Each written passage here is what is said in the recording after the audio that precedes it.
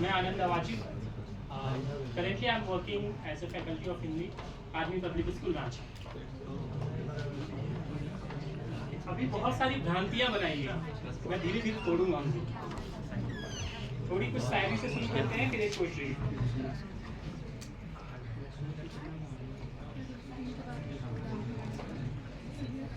तो पहले मर्द के लिए, हम लोगों ने मर्द को कितना समझा है, कितना जाना है। जैसे क्या होता है ना कि माँ को फिर भी हम लोग समझ लेते हैं। सबसे पहले शुरू करते हैं पिता के बारे में। बेसिकली 1991 बर्थ है मेरी।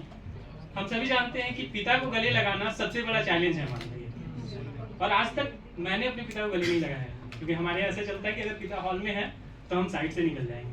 अब वो कुछ नहीं है, पता नहीं ये डर कैसे कायम है अब तक। तो मर्द को इतना क्रूर किसने बनाया है?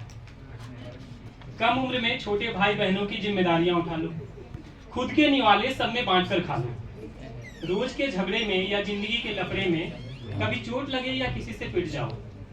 मर्द को दर्द नहीं होता, मर्द हो तो रोना नहीं, ये घूंट आखिर किसने पिलाया है? मर्द को क्रूर तुमने बनाया है। अब ब्रेकअप्स की बातें चल रही थी, तो काफी सारे ब्रेकअप्स हुए, तो उनके दर्द को थोड़ा कम करता हूँ। देखो क्या है यार, ये इतनी गिनतियां क्यों करते हो? पहला, दूसरा, तीसरा। कि सूख जाते हैं पेड़ पतझड़ में, मगर नए कोपलों का सृजन हर बार होता है।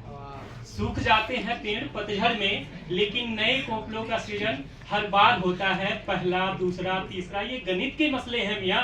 प्यार तो बस प्यार होता है।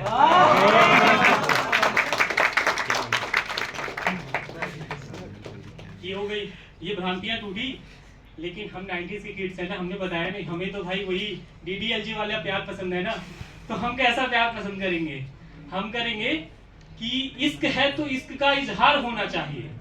कईयों ने सुना होगा, मशहूर शायर है कि इश्क है तो इश्क का इजहार होना चाहिए। आपको चेहरे से भी बीमार होना चाहिए, और अपनी यादों से कहो एक दिन की छुट्टी दे हमें। अपनी यादों से कहो एक दिन की छुट्टी दे हमें। इश्क के हिस्से भी तो इतवार होना चाहिए। अब एक नज्म मैं सुनाता हूँ, जो मैं अपने होने वाले बच्चे की माता जी के लिए मैंने लिखा। आएंगी आएंगी आएंगी, इमेजिनेशन में चल रहा, अब तक तो आएंगी, कभी ना कभी तो आएंगी। तो सुनो, मैंने कुछ अल्फाज लिखा है, ठीक ठीक कहूँ ना तो एक ख्वाब लिखा है। सुनो, मैंने कुछ अल्फाज लिखा है, ठीक ठीक कहूँ तो कुछ ख्वाब लिखा है। लिखे हैं कुछ असार तुम्हारे चेहरे पर, लिखे हैं कुछ असार तुम्हारे चेहरे पर। तुम्हारी आंखों को एक किताब लिखा है, तुम्हारे आंखों को एक किताब लिखा है। और लिखी है कुछ पंक्तियां, लिखी है कुछ पंक्तियां तुम्हारे रुखसार पर।